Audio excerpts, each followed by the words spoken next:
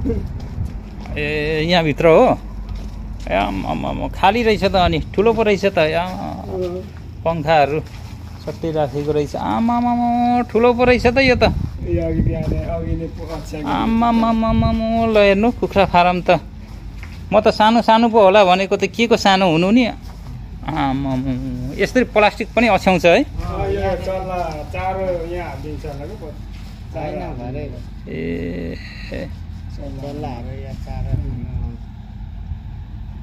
कुखुरा भएको चाहिँ कहाँ छ ए अहिले छैन ए पङ्खाहरू पो रहेछ एसीहरू त होइन पङ्खा है त्यहाँ एसी पछि पानी झर्छ नि त्यहाँ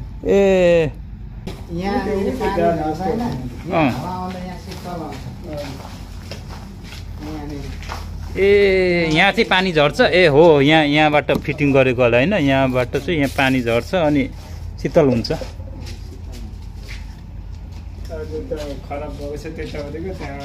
यो भनेको मोटर पानीको मोटर चारोको मिसिन यो चाहिँ चारोको मिसिन हो यहाँबाट आफै जान्छ अटोमेटिक यहाँबाट उता भर्ने छ होइन यो घुमे गर्छ भरिँदा ए उता लास्टमा भर्ने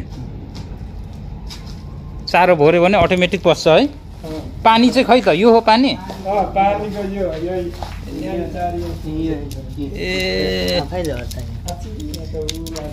हो त रहेछ कसरी खान्छ खानु चाहिँ अनि यो टुटीमा यस्तो भाले ए कुखुराले त्यसो गर्छ त्यसो गरेपछि आफै झर्छ ए कुखुराले थाहा पाउनु पर्यो ए यसो गर्छ होइन यसो गरेपछि आफै झर्दो रहेछ अटोमेटिक सिस्टम खै हेरौँ न कस्तो छ यो अनि कुखुरा हालेको चाहिँ छैन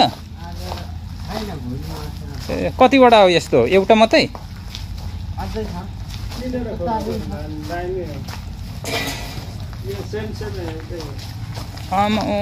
म त सानो पो होला भनेको त यहाँ त रिङ्गटा चल्नै पो रहेछ त पुरै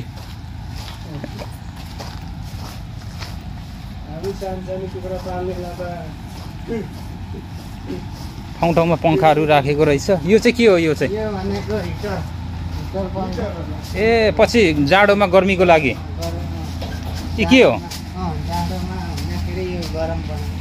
ए यो चाहिँ हिटर रहेछ निकै ठुलो पो रहेछ त एरिया त कम्पाउन्ड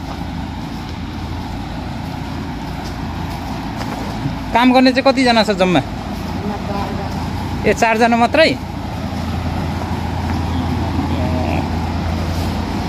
यस्तो जम्मा कतिवटा छ यो अर्बापसी त यस्तो यतिको एरियाको 4-5 वटा 3टा है यहाँ रहेछ मेन पङ्खा हावा जाने ठाउँ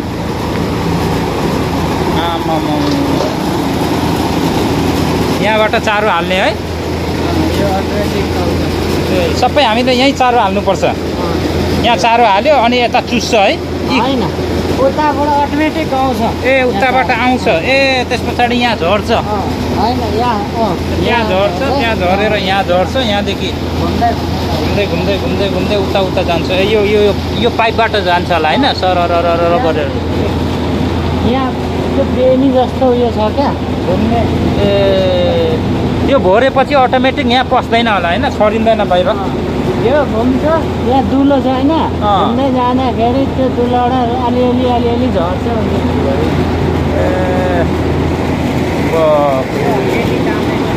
यो सबै यो दाना एउटा 2टा 3टा 4वटा रहेछ होइन दाना चाहिँ कहाँबाट हाल्नु यहीँ अनि नाली कहाँबाट आउँछ त यहाँ ए बाहिर यताबाट चाहिँ बाहिर ए आमामा यत्रो रहेछ त एकचोटि हाल्यो भने त 1 महिना पुग्छ होला नि होइन यो फुल हाल्छ केले हाल्छ यसमा गाडीले डाइरेक्ट ती मान्छेले ओसारेर लानुपर्छ बोरा बोकेर ए त्यसो सजिलो रहेछ त यहाँ ट्याक्कै 2टामा भर्यो भने त्यहाँबाट अब यसरी आएर चाहिँ यहाँनिर आउँदो रहेछ पाइपमा अटोमेटिक है यहाँ भित्र पस्छ भित्र पसेर अटोमेटिक तरिकाले यहाँ चाहिँ चारोहरू सबै है गजब रहेछ त यो चाहिँ के हो त्यो धोक्राहरू ए चारो ल है गाइस, नेपालीहरूको यहाँनिर कुखुराको फारम काम गर्ने ठाउँ चाहिँ भिजिट गराइराखेका छौँ यहाँहरूलाई। र यहाँ हामी देख्न सक्छौँ यता पनि अघिको जस्तै डिपार्ट रहेछ सबै। यहाँ चाहिँ अलरेडी पसिसकेको रहेछ चारो है। अटोमेटिक आफै यो भोरेपछि बन्द हुँदो रहेछ होइन, धेरै पस्दैन रहेछ अटोमेटिक तरिका हावाले। आयो हिजो अस्तिसम्म कुखुरा थियो, अहिले सबै खाली। अघिको एउटा डिपार्ट र यो अर्को डिपार्ट। यहाँ पानी छ कि छैन है, आउँछ? पानी आउँदो रहेछ। यसरी थुतेपछि चाहिँ पानी आउने रहेछ।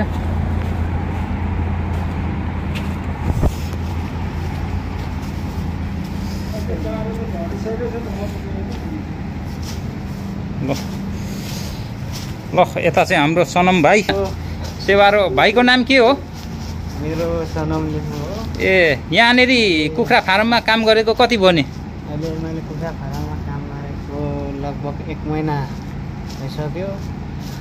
अहिले सेलरी चाहिँ कति छ महिनाको? ठ्याक्कै भन्नुपर्दा 120। 120। काम चाहिँ कति घन्टा छ दिनको? दिनको 8 घन्टा नै हो।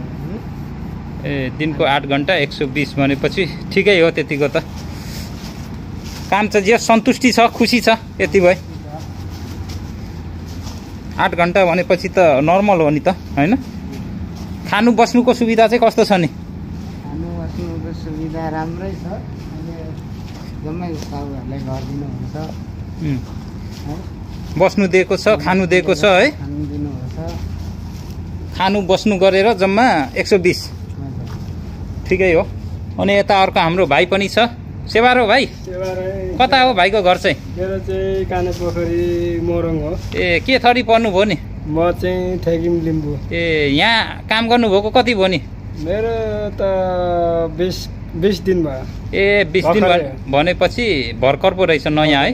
कति भनेर सेलरी आउनुभयो नि? त्यही 120। 120 है। अनि कतिको काम अप्ठ्यारो गाह्रो के कस्तो छ? अप्ठ्यारो गाह्रो काम त केही छैन, ठिकै छ। अब गरेकै काम हो। ल त यहाँनिर भाइलाई विश्वबाट हेरिराख्नु भएको छ होइन?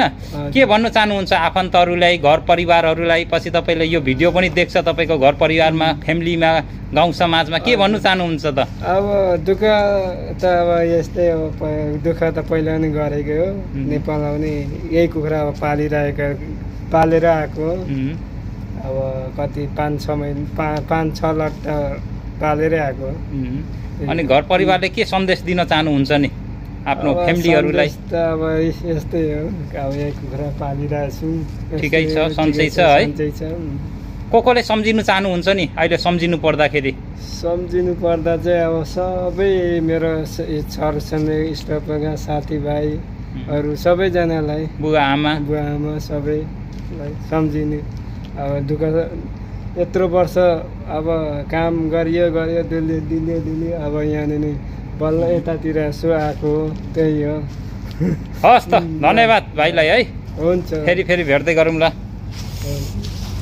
ल आदरणीय दर्शकबिन, आज हामी यहाँहरूलाई बहरेनमा रहेको यो कुखुरा फार्मको भिजिट गरिरहेका छौँ, जुन चाहिँ यो चाहिँ एकदमै अटोमेटिक तरिकाले चाहिँ यहाँ कुखुराहरू पालिएको छ, जुन दृश्यहरू हामी देख्न सक्छौँ। त्यहाँ खुल्ला छ? ल अब यहाँबाट हामी बाहिर निस्किन्छौँ सर्टकटमा। अघि सारा कुराहरू त हामीले देखाइ नै सकेको छौँ। ठक्कै यो यता फार्महरू रहेछ, जम्मा यो अर्बाको चाहिँ 3टा फार्म रहेछ। पानी पानी त होइन, कुखुरा यता रहेछ ठुलो ट्याङ्की, पानीको व्यवस्था गरेको रहेछ। यो ठुलो जुन चाहिँ ट्याङ्की राखेको छौँ, त्यहाँबाट चाहिँ कुखुरालाई पानी सप्लाई हुने ठाउँ रहेछ। ल ठक्कै हामी आयौँ। यहाँनिर चाहिँ बस्ने ठाउँहरू यस्तो छ। कुखुरा फार्म भिजिट। हेलो गाइज, यहाँहरूलाई यो भिडियो के कस्तो लाग्यो कृपया कमेन्ट बक्समा कमेन्ट गर्न नबिर्सिनु होला।